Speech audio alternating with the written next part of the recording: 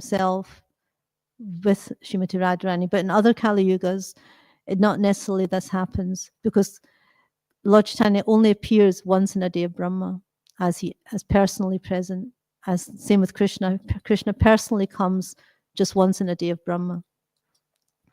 So in Brahma's day, there's 1,000 Kali Yugas, and also in his night, there's no yugas because there's a partial annihilation. So in one day of Brahma, then Krishna and Lord Chaitanya appear just once. It's described in the Chaitanya Charitamrita that he appears at the end of the 28th Divya Yuga. So, so a day and a night of Brahma, the 24 hours would mean 8,640 million years. That's such a vast space of time. So just in that one time, Krishna appears, and in the same yuga, the same Kali Yuga after that Dwapara Yuga, that Krishna personally appears, then Lord Chaitanya personally appears. So it's not an ordinary thing that we're in this Kali Yuga where Lord Chaitanya is personally come. Because in other Kali Yugas, the Lord comes, but not as Gaura Krishna, but as Gaura Narayan. So Gaura Narayan, he comes as an incarnation. It's not Krishna himself, it's an incarnation of Krishna. And he propagates the Yuga Dharma as well, but he doesn't give Vraj Prem, he gives Vaikuntha Prem. He comes to the point of Vaikuntha Prem. So we have been given a very special opportunity because Lord Chaitanya is giving us what no other incarnation has ever given, is this pure love of the Vrindavan, the Brajbasis, their love for Krishna, which is spontaneous love. And this is actually, he's giving this through the Prema Sankirtan, through the chanting of the holy names. This is how Lord Chaitanya is giving us this Prema. This is the method by chanting the Hare Krishna mantra, then we get that Prema. So it's not, it's just such a special Kali Yuga that we're in. So Lord Chaitanya appears in a special way, as described in the Chaitanya Charitamrita. So when Lord Chaitanya appeared, then everyone was chanting Hari Hari as they were bathing in the Ganges, because it was a lunar eclipse. Then everyone was chanting the holy names. And at his birth, in his childhood, in his early and later boyhood, as well as in his youth, Lord Chaitanya Mahaprabhu, under different pleas, induced people to chant the holy name of Hari, the Hare Krishna Mahamantra. So in his childhood, when the Lord was crying, he would stop immediately upon hearing the holy names of Krishna and Hari. So the Lord would cry, and nobody would know how to pacify him and when they started chanting the Hare Krishna mantra, then the Lord would stop crying.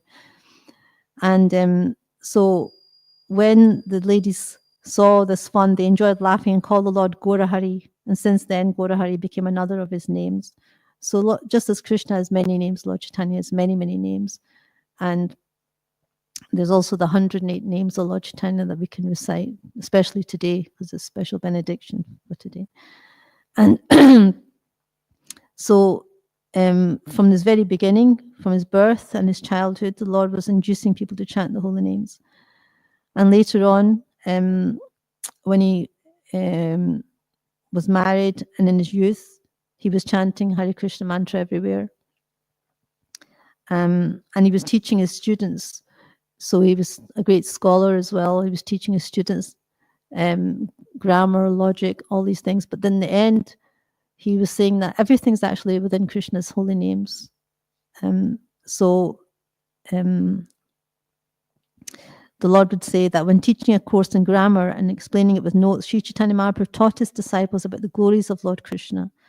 All explanations culminated in Krishna, and his disciples would understand very easily. Thus, his influence was wonderful. So he didn't want them to waste time, with all this logic and grammar, because he wanted them to understand that the essence of everything is bhakti. And through the chanting of the holy names, we can attain that pure bhakti. So that was the mission of Lord Chaitanya Mahaprabhu, that he wanted to show that, give us the essence of devotional service. And when Lord Chaitanya was a student, then whoever he met, he would get them to chant the Hare Krishna mantra. And this way he inundated the whole town of Navadvip with chanting the holy names. And so day and night he used to chant in Srivas Thakur at night time. He would be chanting there all night, doing Sankirtan. And he would be also distributing it through the streets of Nadia. From town to town he would go. And in this way he inundated the whole place with the holy names. So it started off from where Lord Chaitanya was, that the holy name, the Sankirtan movement is spread from there, from Lord Chaitanya. He planted the seed, and from that it's grown and it's spreading all over the world. And so Lord Chaitanya Mahaprabhu, he remained in Navadvip for 24 years, and then once he took sannyas, then he travelled and he preached throughout South India, different places, Vrindavan, Jagannath, Puri, South India. And then finally, and throughout his travels, he was inducing people to chant the holy names. This was his main mission. And in the Antya Leela, when the Lord stayed in Jagannath Puri for the remaining 18 years, then he was absorbing himself in the chanting of the holy names, and he was relishing it himself. So this was actually, Lord Chaitanya showed us that we preach the holy names to others, and in the end, when it's time, then we can relish it ourselves too, and we can become more absorbed in our own, deeper in our own Krishna consciousness. But first we have to give to others so we can get the mercy. So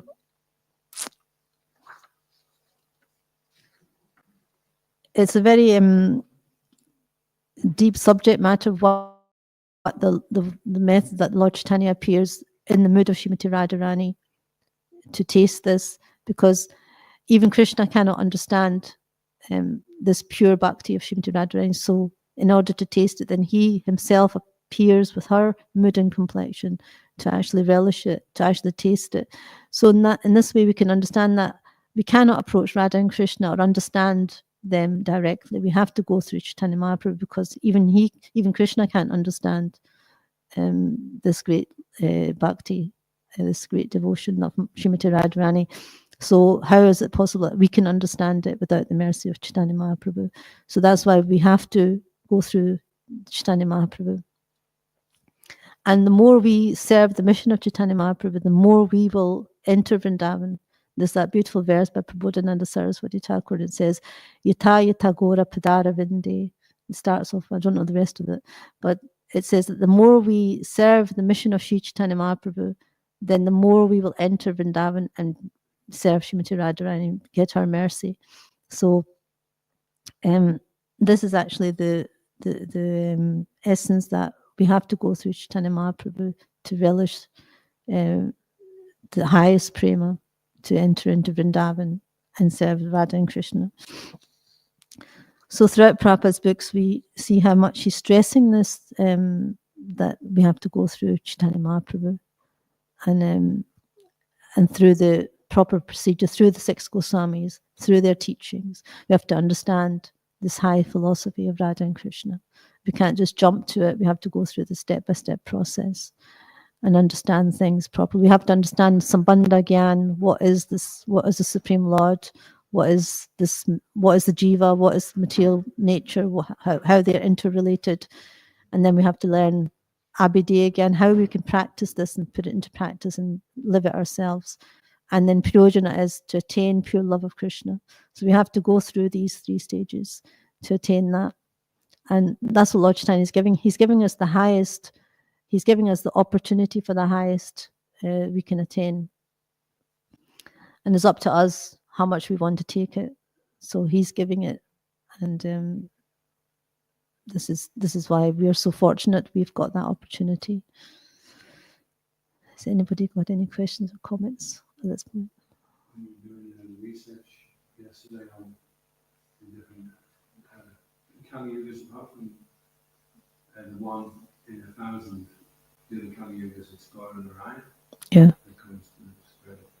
And the Lord Ramachandra that appeared in the previous Treta Yuga, that wasn't the actual Lord Ramachandra as well. And he only appears once in every day of Lord Ram, and that was a different day. Mm-hmm. Yeah. Yeah. So that's a different.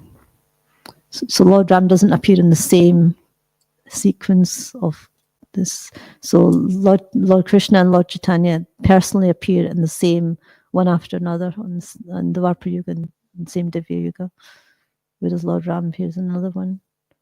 But it just shows that the Lord is very merciful. He still incarnates, but he doesn't give us the highest prema as Lord Chaitanya or as Krishna. He doesn't give us the same. Yeah. Yeah. Yeah. So. I didn't quite hear that. You said it's Lord Ram being a different day of Lord Ram. Is that what you said? Yeah. Yes. Yes. Yes. Only thing that it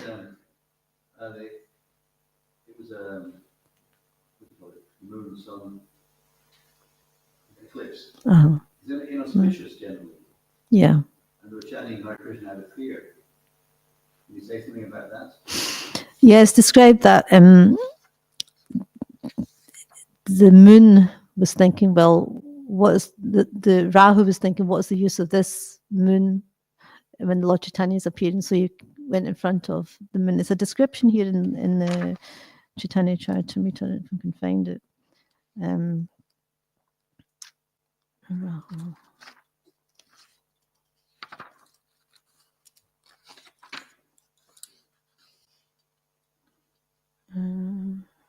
Rahu. Eclipse.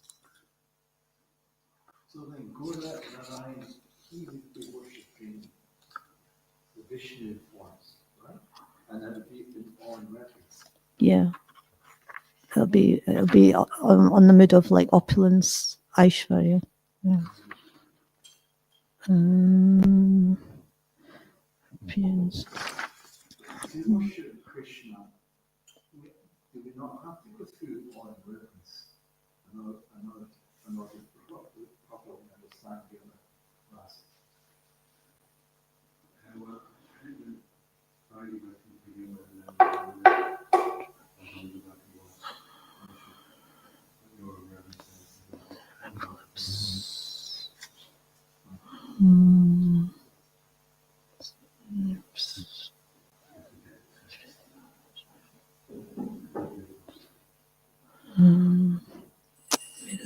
This is in the other one. So there's going to be some sort of Shishikodan. Yeah, so I found it. So this is from Chaitanya Charitamrita. The Adi is in Adi chapter 13 and text 90. And it says, according to the Jyoti Veda or Vedic astronomy, when the figure of the lion appears both in the zodiac and the time of birth, Lagna, this indicates a very high conjunction of planets, an area under the influence of Sadvarga and Ashtavarga, which are all auspicious moments. When the spotless moon of Chaitanya Mahaprabhu became visible, what would be the need for a moon full of black marks on its body? Considering this, Rahu, the black planet, covered the full moon, and immediately vibrations of Krishna, Krishna, Hari inundated the three worlds. This is the purport. According to the Jyoti Veda, the Rahu planet comes in front of the full moon, and thus a lunar eclipse takes place. It is customary in India that all the followers of the Vedic scriptures take bath in the Ganges or the sea as soon as there is a lunar or solar eclipse. All strict followers of Vedic religion stand up in the water throughout the whole period of the eclipse and chant the Hare Krishna Mahamantra. At the time of the birth of Lord Chaitanya Mahaprabhu, such a lunar eclipse took place, And naturally, all the people standing in the water were chanting Hare Krishna, Krishna Krishna, Hare Hare, Hare Ram, Ram Ram, Hare Hare. All people thus chanted the Hare Krishna Mahamantra during the lunar eclipse, and their minds were struck with wonder. When the whole world was thus chanting the holy name of the Supreme Personality of God, Krishna, in the form of Gaura Hari, advented himself on the earth. The whole world was pleased while the Hindus chanted the holy name of the Lord. The non-Hindus, especially the Mohammedans, jokingly imitated the words. While all the ladies vibrated on the holy name of Hari on earth, in the heavenly planets, dancing and music were going on, for the demigods were very curious. In his atmosphere, all the 10 directions became jubilant, as did the waves of the rivers. Moreover, all beings moving and non-moving were overwhelmed with transcendental bliss. Thus, by the causeless mercy of the full moon, Gaura Hari rose in the district of Nadia, which is compared to Udayagiri, where the sun first becomes visible. His rising in the sky dissipated the darkness of sinful life, and thus the three worlds became joyful and chanted the holy name of the Lord. So it seems like, although it was a lunar eclipse, the constellation of all the planets was so auspicious, because it wasn't like a normal lunar eclipse. It just, the Lord induced it, he arranged it like that, so everyone would be chanting the holy names. But the rest of the constellations were in very special, auspicious situation. So, yeah, so that's what it says in here, that Rahu decided to go in front of the moon, saying that the Lord is appearing. So he's the full moon. He's like the moon, not this moon that's in the sky. Well, that's what it says in the Chaitanya Charitamrita. I'm not going to comment. Ram saw the full moon, Yes. had some black marks, Yeah. spots, and he was thinking, why does few black spots? Might as well cover that. Yep. Like he's fully black, Yeah. you know. Yeah, he was saying like this, when the spotless moon of Chaitanya Mahaprabhu became visible, what would be the need for a moon full of black marks on his body? So he's saying that Lord Chaitanya is like a full moon. So what's the need of this moon that's in the sky, So we just cover it. So even Rahu is on the Lord's side. I was hearing Purnima speak on this point about, in one sense, Rahu made a decision to cover the moon. So it seems like, well, hang on, it's scheduled. But Purnima said, let Krishna tell his own story. So this is what the Chaitanya Charitamrita is saying. So let the Chaitanya Charitamrita tell its own story. Yes. Well, there's time to kind of twist it and think about this. This is what Krishna said it happened, then we accept it. Yeah. Yeah. So, because the verses before is describing how, according to the zodiac and the birth time, indicates a very high conjunction of planets, and it's a very auspicious moment, for Lord Chaitanya's appearance. So then why would there be a lunar eclipse? It doesn't logically make sense, does it? Because it's like auspiciousness. It doesn't create auspiciousness, lunar eclipses generally, but there's just another reason for it. The Lord used that to get everyone to chant the holy names on his appearance.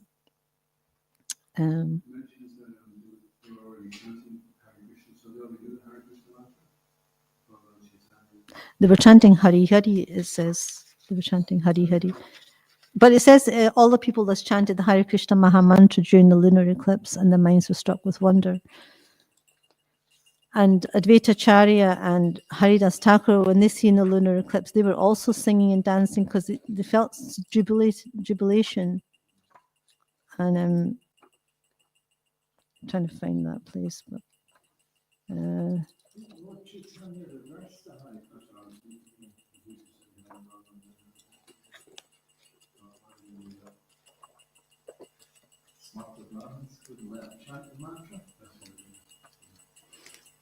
where is that from? Where is that? Yes, I'd like to know the Shastric place where it says that. Yeah.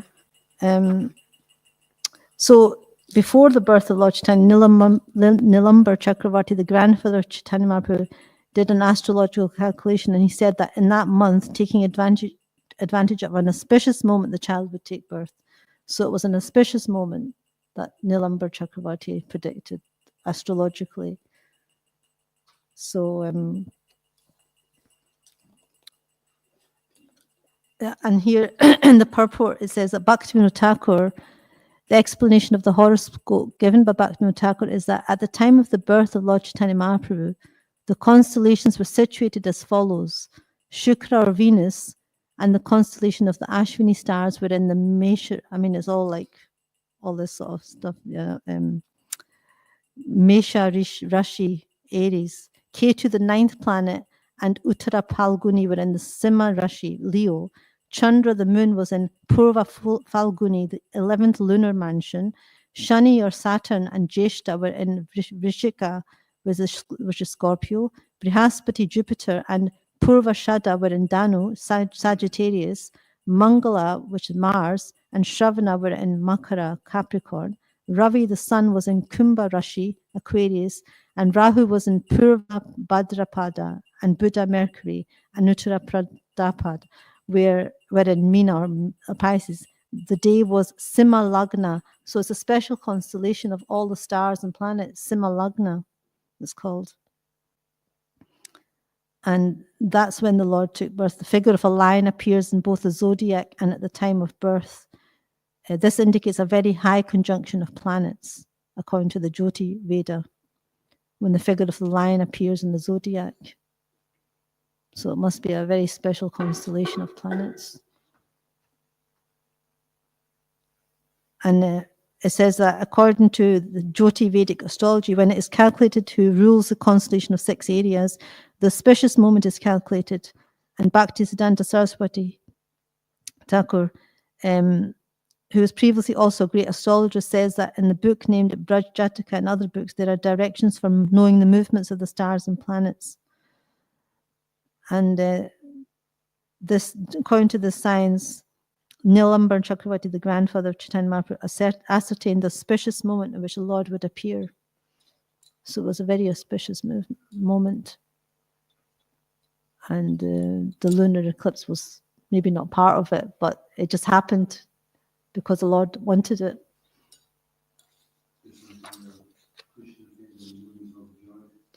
Mm-hmm. So the Lord can even use an inauspicious sort of situation to bring about auspiciousness. You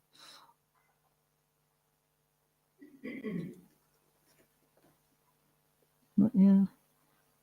So everyone was chanting the holy names. Everyone was in the Ganges chanting. Quite intriguing why Lord Chaitanya chose that time in history and that sociological constellation to appear. Mm-hmm. Because his country that he appeared in was overrun by more or less very hurtful people with a certain faith that he gave them. It's interesting that in that time that he chose, well, basically an invaded country to Yeah. Yeah.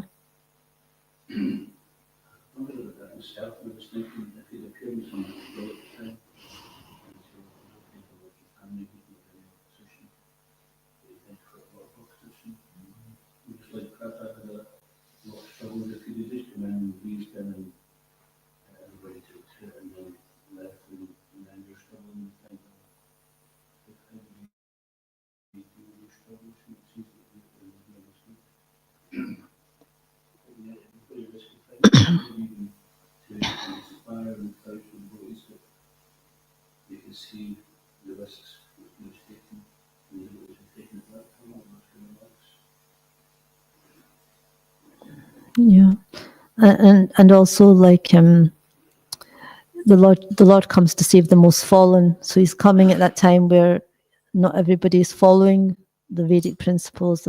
Like that's why Lord Advaita Acharya prayed for the Lord to come, because he could see that people were just absorbed in materialistic activities and they were really, really degrading themselves. So Advaita Acharya was calling the Lord to appear at that time. So it's it's like the Lord comes at a time when religion is really, when irreligion is prominent, and they were using, the smarter Brahmins were using one sort of way of misusing the Vedas, and then the Mohammedans were also not, they're not following so well. So it just seems that time, and also like when Prabhupada came, he came at the time when it was the hippies. It was like, the very, very kind of degraded way of life. So Prabhupada came at that point in time. He didn't come at the time when it was all like nice, He came at a time when everything became more and more degraded. So the Lord seems to appear at the time when it's most needed, when irreligion is prominent.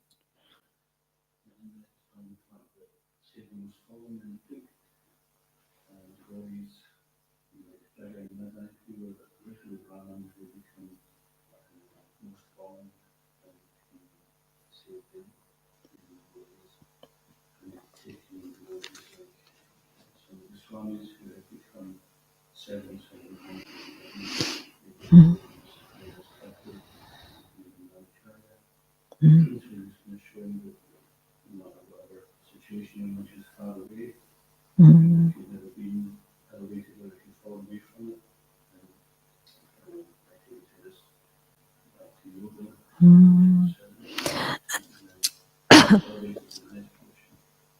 Yeah.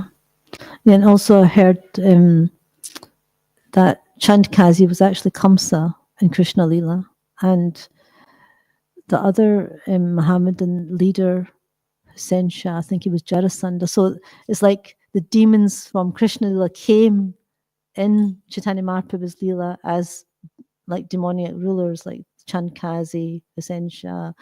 But in this Leela, they were not killed. They were like in the other Leelas, but they were transformed by the Lord's mercy. So it just shows that the Lord's so merciful. And all the other avatars, Krishna comes, he kills the demons like Lord Nrsimhadev, Lord Ram, Lord Krishna. But in this age, he doesn't destroy them. He actually transforms them into devotees. So it's like the greatness of Lord Chaitanya Mahaprabhu is more and more like emphasized because of this quality of like he's transforming everyone's hearts. And it's saying that in this verse that in the purport Prabhupada is saying that the Lord's in this age, Chaitanya Mahaprabhu is transforming everyone through his beautiful form. His beauty is transforming the demons. So he doesn't have to kill them with astras, but his astra is his beauty. So that's actually destroying the demoniac. And we see that when he goes to see the Mayavaris, Prakashananda Saraswati, they all try to get transformed because they see the Lord's beautiful form, and they all transform into devotees. Although they were influenced by Sattvajas, but he moved in their philosophy so well.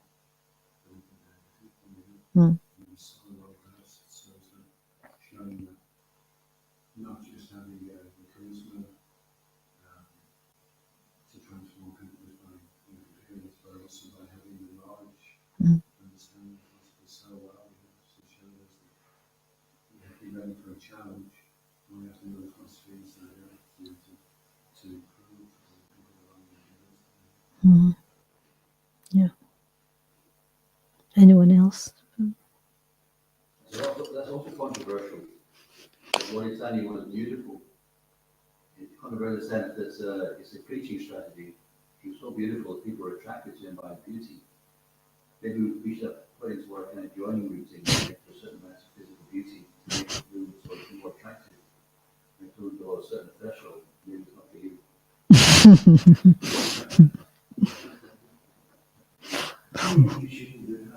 I want to hear it.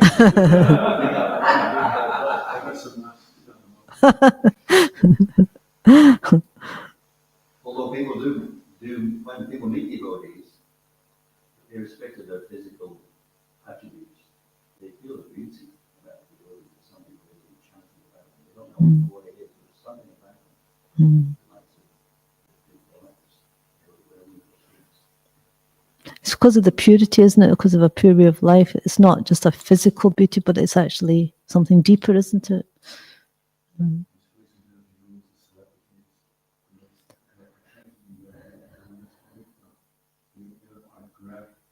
And we don't have any alternatives.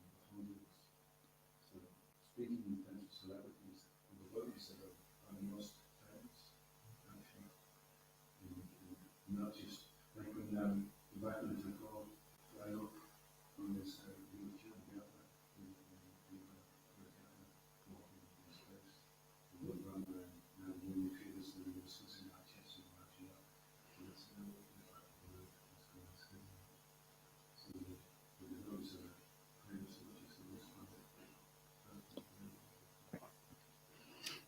In my Sankirtan sojourns, I've bumped into at least 4 celebrities, you know, the television people. And actually, when you meet them, you realize, you really see it's all facade that you've seen on the screen. When you meet them, they're just great people. And actually, some of them have looked very harsh, actually, very, very angry, looking restless. And quite an extraordinary contrast. And we see them on the stage, we see them from a big performance. And we realize it's the same trouble souls everyone.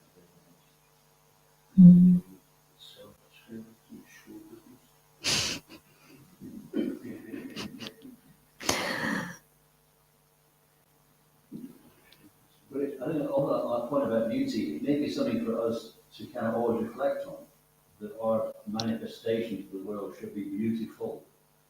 So that they're attracted to us, not just, for example, you can see Jehovah's Witnesses on the street.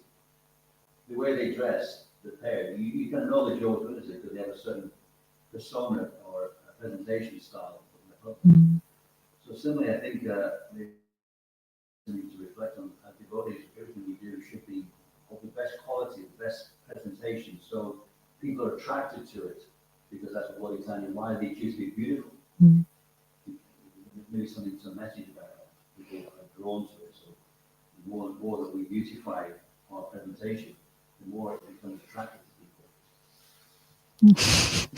Isn't it the character of devotees that's the Yeah. Mataji, you were going to say something? I was just saying that Lord Chaitanya is so beautiful. His effulgence, he attracted so many people. And devotees have remnants of that because we understand we're part and parcel of Lord Chaitanya. So it rubs off a little bit on devotees. And people, non-devotees, they can see that in devotees.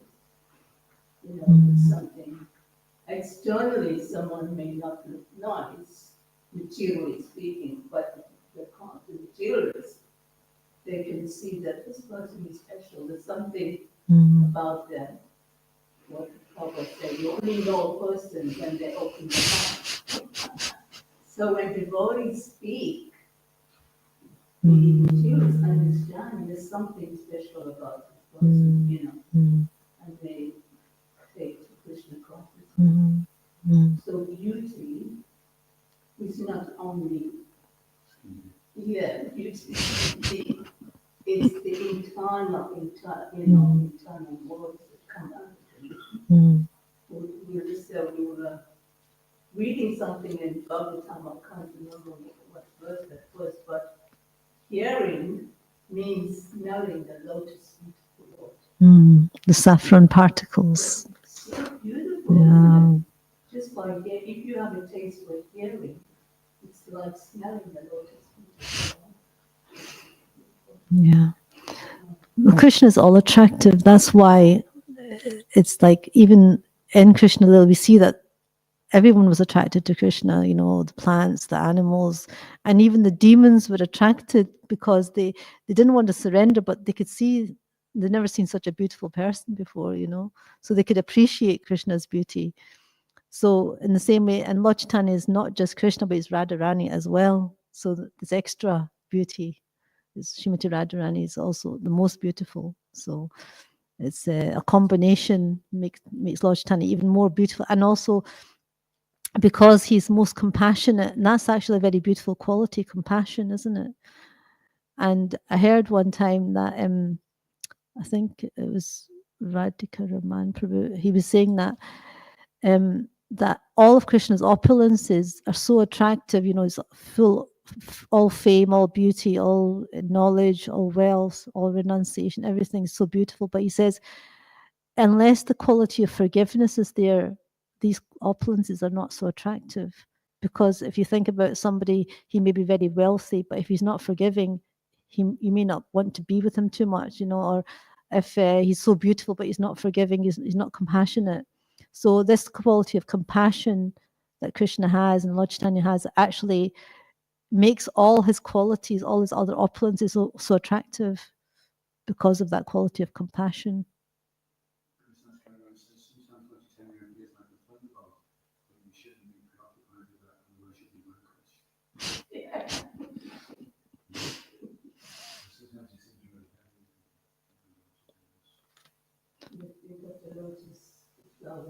Yeah. Well, he's hard as a thunderbolt, soft as a rose. So he's mostly. I was thinking of that. And he's soft as a rose because he's dealing with devotees. Hard as a thunderbolt because he has to fend off the demons and deal with them too. Yeah. Yeah, because there's one time when he hears I think it's a Vishnu Sahasranam, and he hears Lord Nrsingadev's name, and he goes into the ecstasy of Lord Nrsingadev, and he starts roaring and going out and want to kill everybody, you know, all the demons and all the Mohammedans and everything, and then he stops and he realizes that he created fear in other living entities. This is not good. But so the Lord, in other features, he can be very, very like ferocious, and he's ready to kill all the demons. But in this form of Lord Chaitanya, he's very, very, it's much more compassionate, and he wants to transform their hearts. So instead of killing them. also, Lord Jagannatha is described as being 100% classical. He's in the same mood with Lord Chaitanya Maharaj. And Lord Jagannatha never blinks. He's always looking at the good things. But the only time he blinks is when the devotees say, well, he doesn't want to see that. And we don't see that blinking very often.